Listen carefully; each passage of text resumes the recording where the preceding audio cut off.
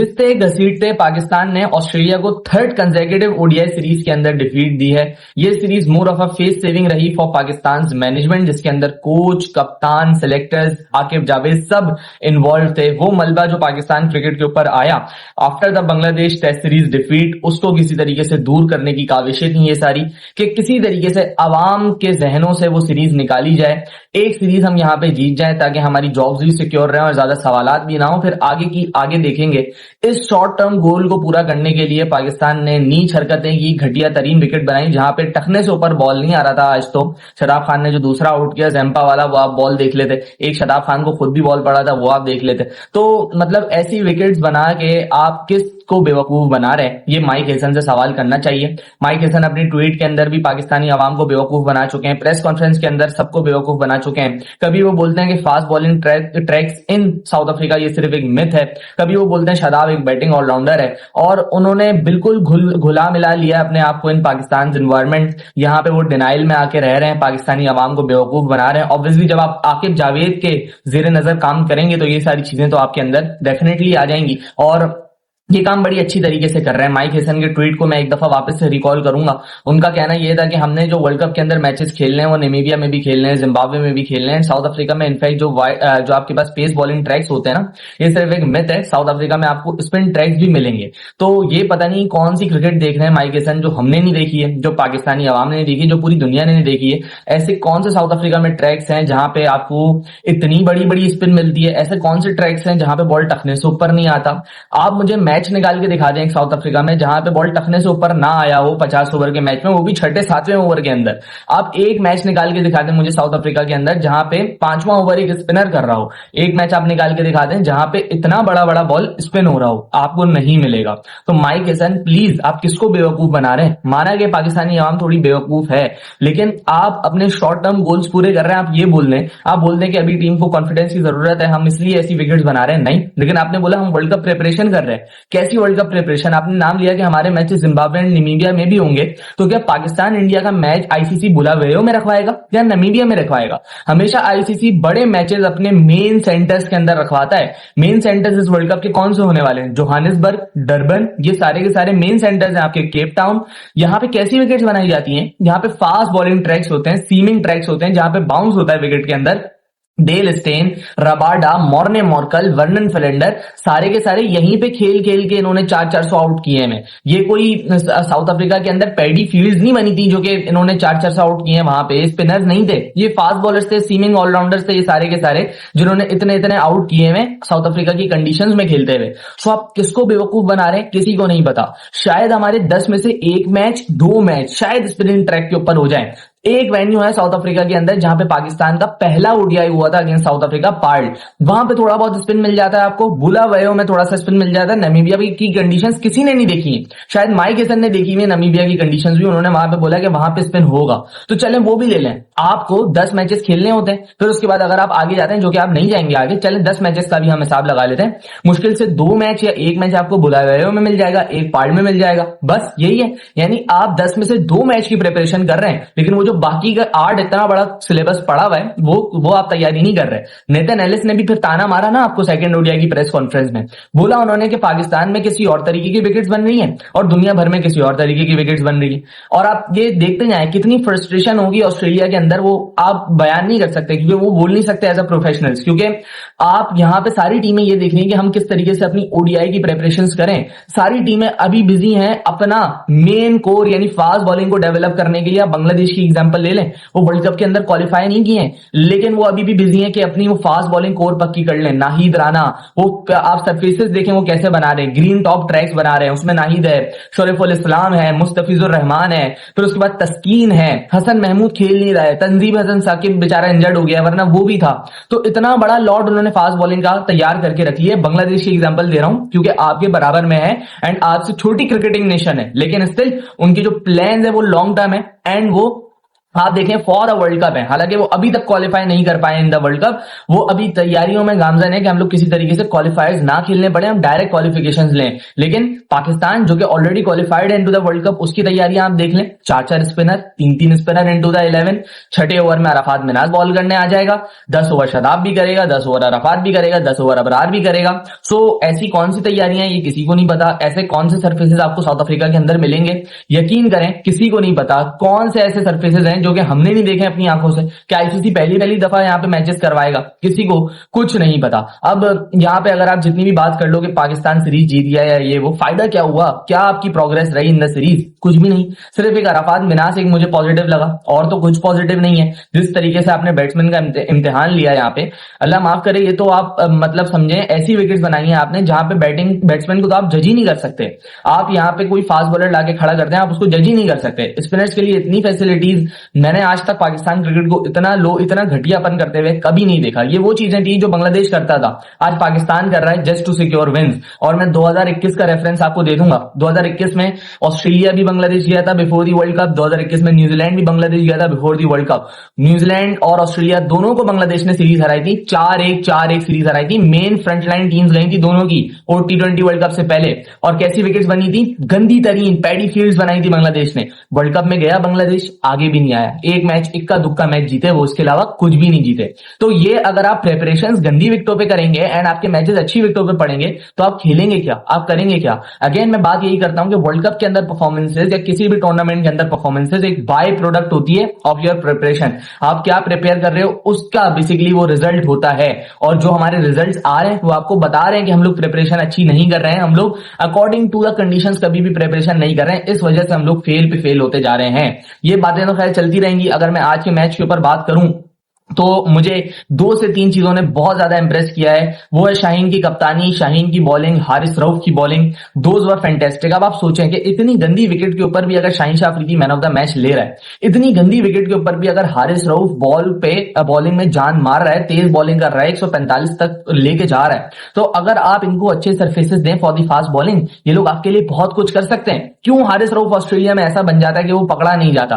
क्यों शाहीन शाह अफरीदी ने आपको ओडीआई की सीरीज जितवाई ऑस्ट्रेलिया के अंदर? क्योंकि इनके अंदर दम है।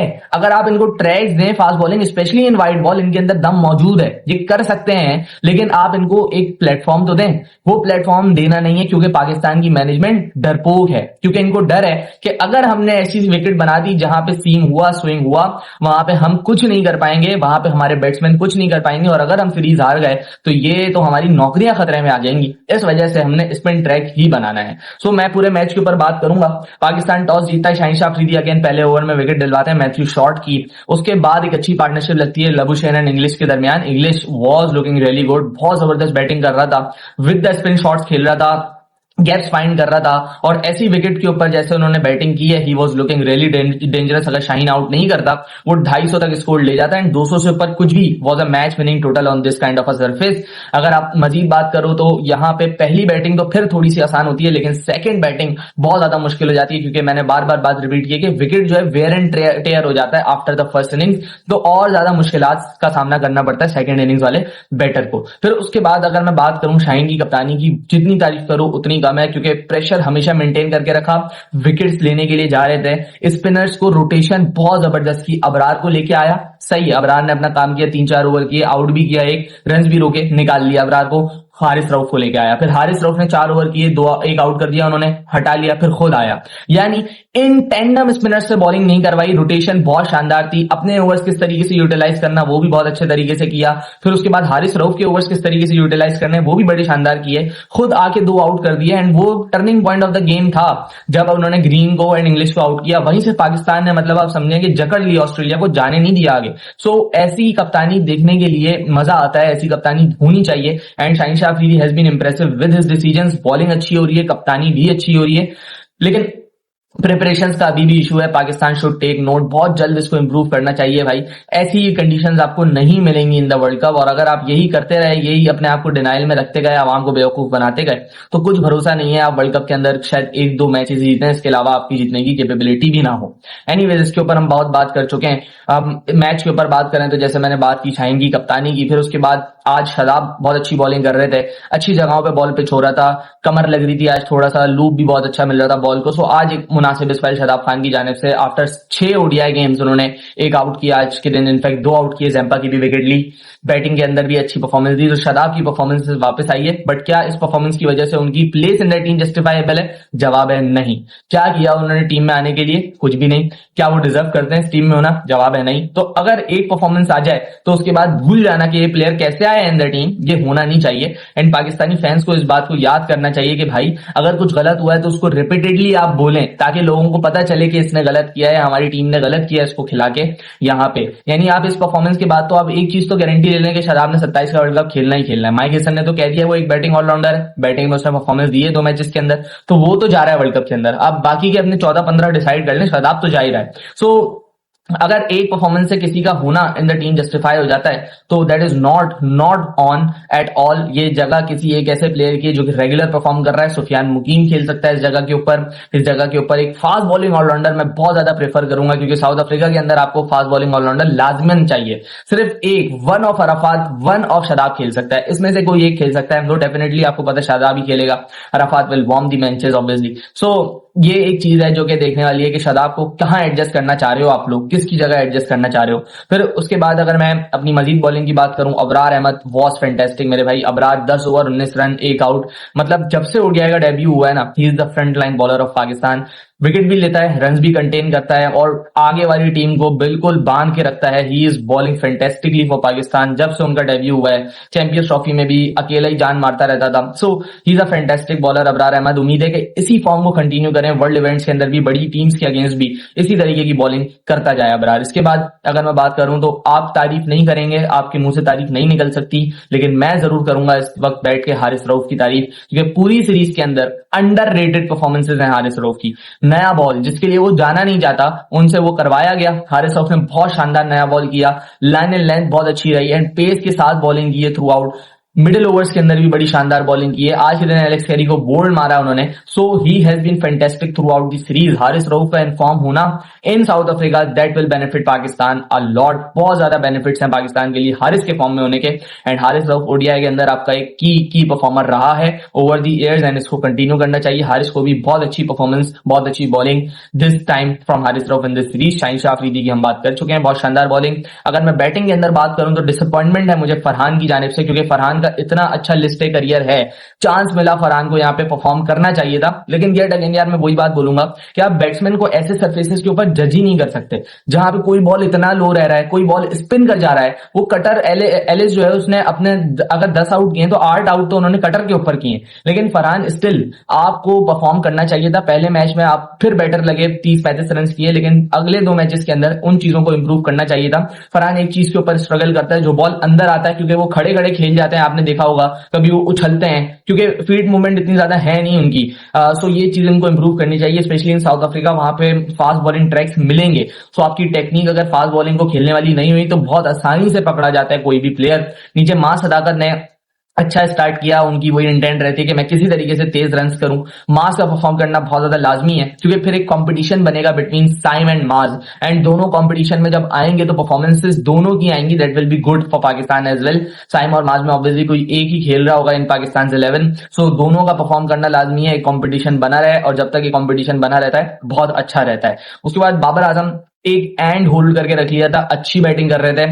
मतलब आप समझे ऐसी विकेट्स के ऊपर यही बैटिंग होती है, इससे कुछ खास बैटिंग हो नहीं सकती है, क्योंकि आप सेकंड इनिंग्स के अंदर बहुत ज्यादा लाचार हो जाते हैं, आपको बॉल बल्ले पे आ नहीं रहा होता है। और कितना बड़ा बड़ा स्पिन हो रहा था कूनामैन का, जैम्पा का, आप देख रहे थे, वो बहुत ज्यादा ट्रबल किया बाबर को, कूनामैन ने स्पेशली मिडिल स्टंप से बहुत बार निकाले जा रहा है। फिर टप्पा कितना पक्का, उसने बहुत शानदार बॉलिंग की कूनामैन ने। एंड बाबर की तारीफ करनी पड़ेगी, क्योंकि एटलीस्ट ही सर्वाइव, टाइम गुजारा विकेट के ऊपर, 40 रन बड़े इंपॉर्टेंट किए, लेकिन मैच फिनिश करना चाहिए था। बाबर से एक गिला शिकवा हर किसी को रहता है कि भाई तू मैच फिनिश नहीं करता, एंड आज के दिन भी उन्होंने मैच फिनिश नहीं किया। अगर ये मैच फिनिश करने की आदत डाल लें तो शायद बाबर आजम से बड़ा प्लेयर इस वक्त दुनिया में ना हो, लेकिन बाबर आजम वो वाली आदत बना नहीं रहे। 10 साल हो चुके हैं करियर के अंदर, लेकिन अभी भी वो मैच फिनिशिंग वाली आदत बनी नहीं है। बैटिंग अच्छी की, मुनासिब की, स्ट्राइक रेट के ऊपर तो कोई बात ही नहीं, क्योंकि 150 चेस करना था, मुश्किल विकेट थी। ऐसी बैटिंग होती है, एक एंड होल्ड करके रखो, खेलते जाओ, टारगेट के करीब जाते जाओगे। लेकिन बहुत शानदार बॉल भी पड़ा एक तो,